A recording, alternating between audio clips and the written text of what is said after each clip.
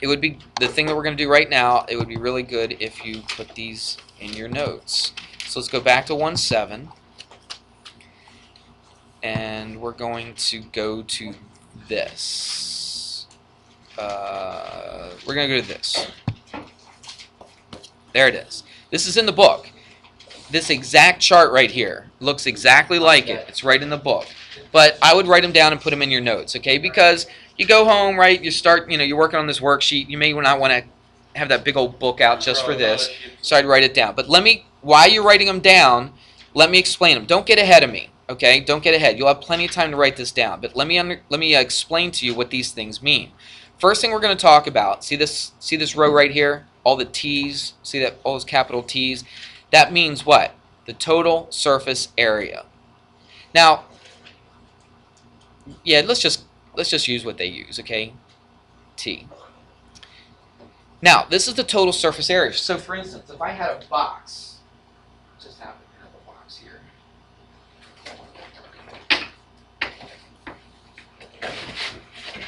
Don't got all my chemicals. I got more chemicals today. All right, let's say I had a box right here, and it said find the total surface area. It means not just the area of the top, which is a rectangle, not just the area of one of the sides, but guess what? The area of, what do you think? All the sides. Yeah, all the sides, the whole thing, exactly. So when it says total surface area means the area of everything on the outside of this. So if I'm holding up this box right here, that means you're going to find the area of all the sides. Everybody got that? So they give you a nice little formula for the area of all the sides, and here it is. What in the world does the P represent? Well, they tell you down here. It's the perimeter of the base. So what do? You take this side right here. This is the top, right? Or the bottom. Doesn't matter. The top and the bottom are the same. Remember we talked about that? So the top and the bottom are the same. You find the perimeter of the base, and you multiply it by h. H is this one right here, is how high it is. So it's the perimeter of the base times the height. If you want to write that down in words, it might be easier to understand. P is the perimeter of the base. H is the height. Everybody see that? What's that? Look where it's at. It says B. It's the area of the base. Are we supposed to be able to draw this stuff? You don't have to draw these. It's in the book, but at least write down prism and write down surface area. Total surface area for a prism is this equation right here. The perimeter of the base times the height plus twice the base. So really what they're doing is this. They're finding the bottom and the top. That's 2b. Everybody see that? So the area of the bottom and the top is 2b. And what about all the sides? All the sides is the perimeter of the base times the height. Perimeter of the base times the height. So jot that down. What about volume of a prism? If I talk about volume, it's like this. Everybody looking up here? I got this box. I'm looking in here. To find the volume is how much stuff can fit in here. If I had little cubes, are you listening? If I had little 1 inch wide, 1 inch long, and 1 inch high cubes, and I was able to stack them in here, okay, how many cubes could I stack inside this box and fill it up, okay, so there's no empty space? That's what I'm doing when I'm finding the volume. How many little cubes can fit inside this box? Does that make sense? So that's what we're trying to do when we find volume. Volume's actually a little easier. Volume is B. What does B represent? Not just the base, the what? Area of the base. When you're writing this formula down, you may want to write in area of base instead of just B, because sometimes it's hard to remember. All right? Wait, so I would write volume equals area of the base. Write that down. Volume equals. There's a key on the bottom. I understand. I'm just saying, when you're looking at it, you may forget. I just said that, didn't I? The volume is the area of the base times the height. Sometimes if I don't move this mouse, it goes away. All right? So area of the base times the height. That's all you have to do to find the volume. Very, very simple. The volume is the area of the base times the height. Got it? Let's go to this. Pyramid. Now, luckily for you, I'm not making you memorize these things. For the other classes, I am. For the honors classes, they have to memorize these, okay? But I'm not going to make you memorize them, because it's a lot to remember. Watch. Let's go back to surface area. We're doing two things. We're finding surface area, and we're finding volume of these figures. So here's a pyramid. Now look at the pyramid. Do you see the L? The L actually goes down the side of this pyramid. So if you sat on top of that pyramid and slid straight down the pyramid, okay, down the wall, that would be L, which is the slant height. The slant height. There's a difference between just the regular height and the slant height. The slant height is the side that goes down the side of the pyramid. You get it? The regular height, what do you think the regular height of the pyramid would be? It would be from the top, where? Straight down to the middle of the pyramid. So if you were able, if there was like a little hole in top of that pyramid, all right, and you're able to drop straight down smack in the middle of it, that would be the height of the pyramid. Does that make sense? So the slant height is L, and the regular height is H. But for the surface area, we're just using the slant height. So here it is. It's 1/2 P. What's P? It's the perimeter of the base. How do I find the perimeter of the base? Just add up all the sides. You see that? So to find the area of this thing, I find the perimeter of the base, I multiply it by the slant height, this thing right here, and then I do what to it? Take half of it, divide it by 2. Okay? But you're not done. You still have to do what? Add the what? It's not just the base, it's the area of the base. Good. I would write that down if I were you. Instead of P, you know what I would put? I would put perimeter of the base. Instead of B, I would put what?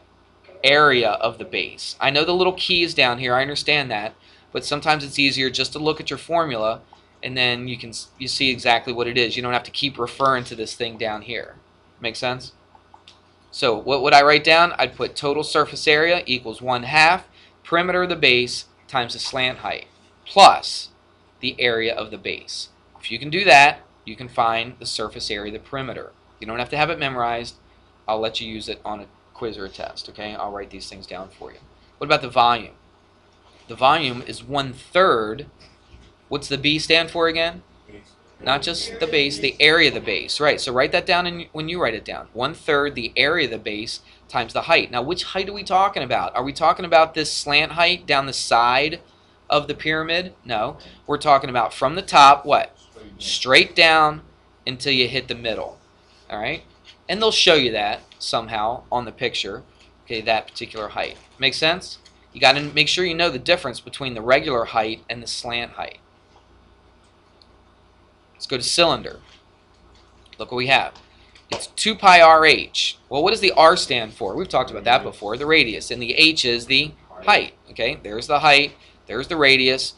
2 times pi times R times H plus 2 pi R squared. So basically what you're doing, the pi R squared is the area of the bottom and the top. The 2 pi RH is the whole sides, okay, the curved sides around there. But just write it down. 2 pi RH plus 2 pi R squared. That's the area of the whole thing. What about the volume? It's pi R squared H. Right? Pi R squared is just the area of a circle, isn't it? And then height is just the H part. Everybody go to that? What about a cone? Surface area is pi R L. Again, what is the L? The L is the slant height. It's this one right here. Do you see the difference? Okay, it's like when you're on top and you're going down the side of it, all right, the slant height. That's the L plus pi R squared. Now you use the regular height when you do the volume. The volume is 1/3 pi R squared H. All right, again, H is from the top straight down, okay, to the center. Everybody got that? Or perpendicular. Right? The slant height is slanted. It's not perpendicular. The regular height is perpendicular. We talked about that when we talked about area. What about a sphere? The total surface area is 4 pi R squared. So pi R squared is just a circle, right? Multiplied by 4. That's the total surface area. Volume, this is a little crazier. It's 4/3 pi R what? Not squared, but cubed. 4/3 pi R cubed. Just know how to use these. Again, R is the only thing you really need to know. It's just the radius of that sphere. That's it. Just know the radius, and you should be able to find the total surface area and the total volume. We good with that? Okay. I might have a few more minutes. Let's do an example. Here we go. There it is. Find the surface area and the volume And what kind of figure is this? This is a cone. So look on your notes. What's the surface area of a cone? D equals. So plug everything in. Go ahead and do that. I'll give you 30 seconds. Go.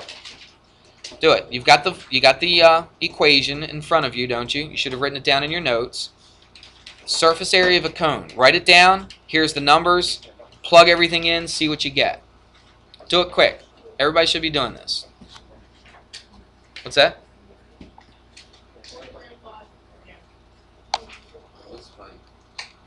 Yeah, the radius of this circle down the bottom is 3. The height of the cone is 4. What's the 5? What do we call that? That's the slant height, isn't it? Anybody get a number yet for the surface area? Might want to use your calculator on these. I don't know. You're confused? Just use the formula. Look at the formula for the surface area of a cone.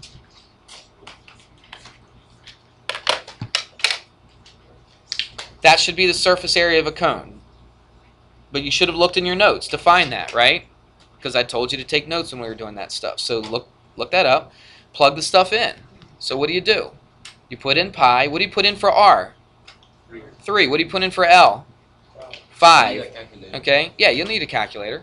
So punch that stuff in. Here, I'll do it for you. There it is. You punch it all in, right? 3 for the R, 5 for the L. You do what it says to do to those numbers, and you get 24 pi. Or you throw it into a calculator, and you get around 75.4. Okay? You can. I'll let you keep it like that if you want to. Okay? What's that? Y is it? No, you got 2 pies. Right. Well, you got to do this. This is 15 pi, right? Okay, and this is 3 squared, which is 9 pi. Right. Yep, there it is, 0.4, right? So this is 9 pi, this is 15 pi. What's 9 plus 15? 24. 24 pi. Yeah, you got 2 pies. No, I don't. Listen to what I'm saying. Listen to what I'm saying. This is 15 pi, right? And this is 9 pi. No. Listen. You got 15 pies. Pretend they're pumpkin pies, all right? I got 15 pumpkin pies. Over here, I got 9 pumpkin pies. So guess what I have all together? I have 24 what? Pumpkin pies. It's the same thing. It's just like if I was doing an x. If I did 15x plus 9x, what is that? It's 24x. You don't add the pies together. I mean, you are adding. This is 15 of them. This is 9 of them.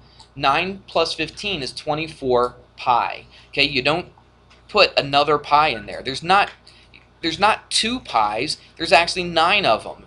And there's 15 of them. So you add them together and you get how many of them? 24. Okay? I think I'm running out of time on my recording, so I got to go through this quick. Watch. There's the volume for volume, right? What is the height? It's 4, isn't it? What is the R? It's 3. See? They plug in the 3 for the R. They plug in the 4 for the H. You just work it out. 3 squared is 9 times, look, 9 divided by 3 is 3. That's 12 pi, isn't it? Like that. And then you throw it in there. Throw it in your calculator and you get this. So that's what you get when you put it in your calculator.